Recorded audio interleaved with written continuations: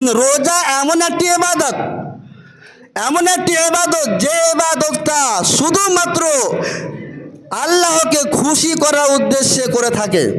উদাহরণস্বরূপ, আপনি যদি ইচ্ছা করেন যে আমি বাড়ির ঘরে কোনায় বসে খাবার খেয়ে নিব, আর কেউ জিজ্ঞেস করলে বলবো যে হ্যাঁ রোজা আছি, তাহলে আপনি খেতে পারবেন, কেউ জানবে না। কিন্তু আপনি খান না কেন? না, আমি রোজা করব, আল্লাহকে খুশি করব। তো এই যে এটা এমন একটা ইবাদত যে ইবাদতটা মানুষেরা শুধুমাত্র ইয়াদাউ শাহওয়াতাহু ওয়া তামাহু, শুধুমাত্র এরা আল্লাহকে খুশি করার উদ্দেশ্যে মানুষের ইচ্ছা এবং খাওয়া দাওয়াকে ছেড়ে দেয়। কাজেই আল্লাহ রাব্বুল আলামিন এর বদলা নিজেই দিবেন। মান সামা রমাদানা ঈমানান ওয়া ইহতিসাবান গুফিরা লাহু মা তাকদ্দামা মিন যামবি। তোমাদের মধ্যে যে ব্যক্তি ঈমানের সহিত নেকি পাওয়ার আশায় রমজান মাসে রোজা পালন করলো, রোজা রাখলো, নবীজি বলছেন গুফিরা লাহু মা তাকদ্দামা মিন যামবি, সেই রোজাদার মানুষটার পূর্বের গুনাহগুলোকে ক্ষমা করে দেওয়া হয়। তার পাশাপাশি নবী সাল্লাল্লাহু আলাইহি ওয়াসাল্লাম বললেন, মান কামা রমাদানা ঈমানান ওয়া ইহতিসাবান গুফিরা লাহু মা তাকদ্দামা মিন যামবি।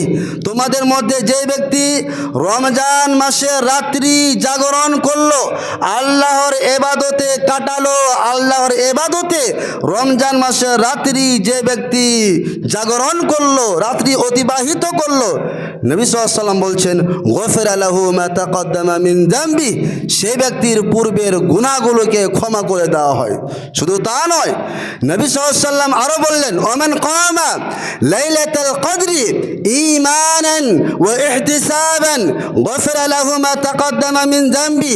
তোমাদের মধ্যে যে ব্যক্তি ঈমানের সহিত নেকি পাওয়ার আশায় রমজান মাসের একটি রাত্রি রয়েছে, যে রাত্রিটার নাম হচ্ছে লাইলাতুল কদর, সম্মানীয় রাত, ভাগ্য নির্ধারণ করার রাত, সেই রাত্রি যে ব্যক্তি অতিবাহিত করলো, নবী সাল্লাল্লাহু আলাইহি ওয়াসাল্লাম বললেন গুফিরা লাহু মা তাকদ্দামা মিন যামবি, সেই ব্যক্তির পূর্বের গুনাহগুলোকে ক্ষমা করে দেওয়া হয়। তাহলে আল্লাহকে সন্তুষ্ট করার উদ্দেশ্যে, ঈমানের সহিত নেকি পাওয়ার উদ্দেশ্যে আল্লাহ রাব্বুল আলামিন যে রমজান মাস দিয়েছেন, এই রমজান মাসে তিনটে কাজ করলে আল্লাহ রাব্বুল আলামিন পূর্বের গুনাহগুলোকে ক্ষমা করে দেন। নাম্বার 1, রমজান মাসে সিয়াম পালন করলে।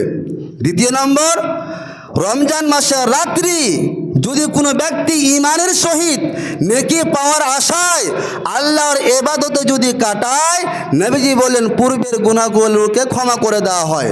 নাম্বার 3, রমজান মাসের যে 29 বা 30টা দিন বা রাত এই যে রয়েছে, তার মধ্যে আল্লাহ রাব্বুল আলামিন রমজান মাসের শেষ দশকে এমন একটি সম্মানীয় রাত রেখেছেন, ওই রাত্রে যদি কোনো ব্যক্তি আল্লাহর ইবাদতে যদি কাটায়, তো নবীজি বললেন সেই মানুষটার পূর্বে গুনাহগুলোকে ক্ষমা করে দেওয়া হবে।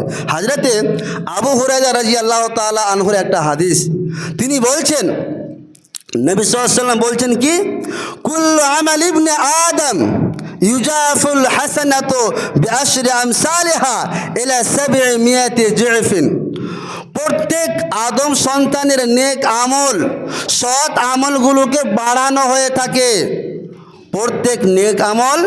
প্রত্যেকটা আদম সন্তান যে নেক আমলটা করে, যে নেকটা কাজ করে, সেই কাজ যে পরিমাণে করেছে, সেই পরিমাণের বদলা আল্লাহ রাব্বুল আলামিন বেশি দিয়ে থাকেন, বাড়িয়ে দিয়ে থাকেন।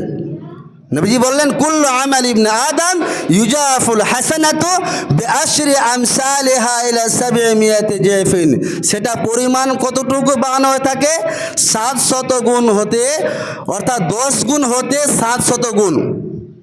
ইউজাফুল হাসানাতু বিআশরি আমসালিহা ইলা 700, 10 গুণ হতে 700 গুণ পর্যন্ত আল্লাহ রাব্বুল আলামিন প্রত্যেকটা আদম সন্তানের ছেলে মেয়েদের যে নেকি কাজগুলো করে তার বদলা আল্লাহ রাব্বুল আলামিন বাড়িয়ে দিয়ে থাকেন 10 গুণ থেকে 700 গুণ পর্যন্ত।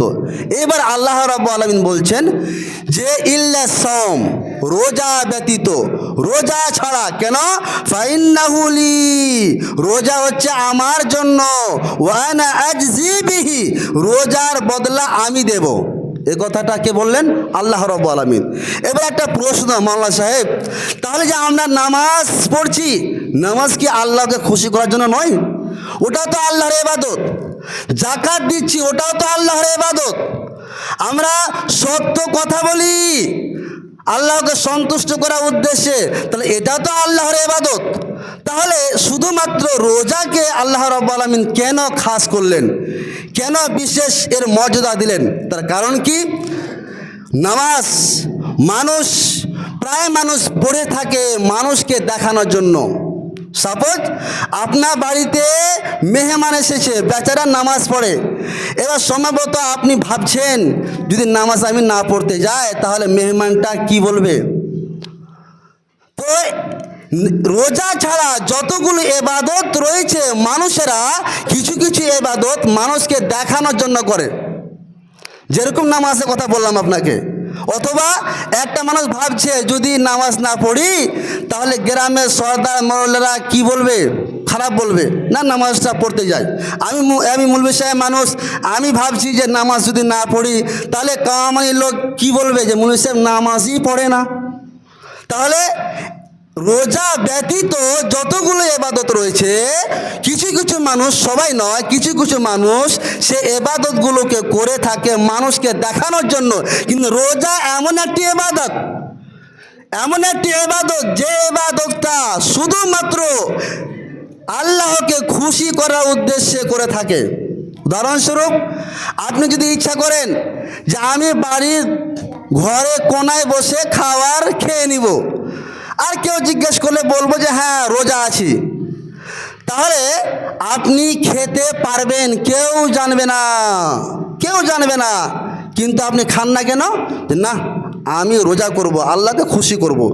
তো এই যে এটা এমন একটা ইবাদত, যে ইবাদতটা মানুষেরা শুধুমাত্র ইয়াদাউ শাহওয়াতাহু ওয়া তামাহু, শুধুমাত্র এরা আল্লাহকে খুশি করার উদ্দেশ্যে মানুষের ইচ্ছা এবং খাওয়া দাওয়াকে ছেড়ে দেয়। কাজেই আল্লাহ রাব্বুল আলামিন এর বদলা নিজেই দিবেন। মানুষের ইচ্ছা, রোজা অবস্থায় ইচ্ছা হয় যে আমি জলপান করব, ইচ্ছা হয় কিন্তু করি না কেন? রোজা রয়েছি, আল্লাহকে খুশি করব। ইচ্ছা হয় কাউকে গালি দেওয়ার রোজা অবস্থায়, গালি দি না কেন? না গালি দিব না, রোজা আছি। ইচ্ছে হয় মারপিট করার, কিন্তু মারপিট করব না কেন? রোজা রয়েছে। ইচ্ছা হয় কাউকে খারাপ ভাষায় গালি দেওয়া বা ঝগড়া করা, মারপিট করার, কিন্তু করব না কেন? রোজা রয়েছে। ফলে আল্লাহ রাব্বুল আলামিন নিজে তার বদলা দেন। বলুন সুবহানাল্লাহ। তারপরে নবী সাল্লাল্লাহু আলাইহি ওয়াসাল্লাম বলছেন যে লিসাইমি ফারহাতানি, যিনারা রোজাদার মানুষ রয়েছেন তাদের সম্বন্ধে বলছেন নবী সাল্লাল্লাহু আলাইহি ওয়াসাল্লাম যে রোজাদার ব্যক্তিদের জন্য দুটা খুশির বিষয়, আনন্দ পায়।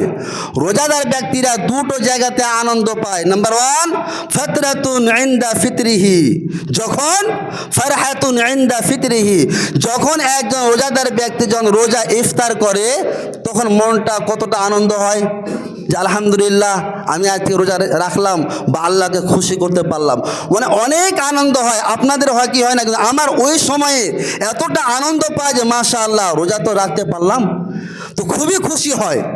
তো নবীজি বললেন যে রোজাদার ব্যক্তি দুটি খুশির বিষয়, একটি হলো রোজা খোলার সময়ে, দ্বিতীয়ত হলো যে ওয়াফারহাতু ইনদা লিকাই রাব্বিহি, যে সময়ে জান্নাতে অর্থাৎ কিয়ামতের মাঠে আল্লাহ রাব্বুল আলামিন যখন ও রোজাদার ব্যক্তির সাথে যখন ডাইরেক্ট সাক্ষাৎ করবেন তখন মনটা আরও ভরে যাবে, মনটা খুশি হয়ে যাবে।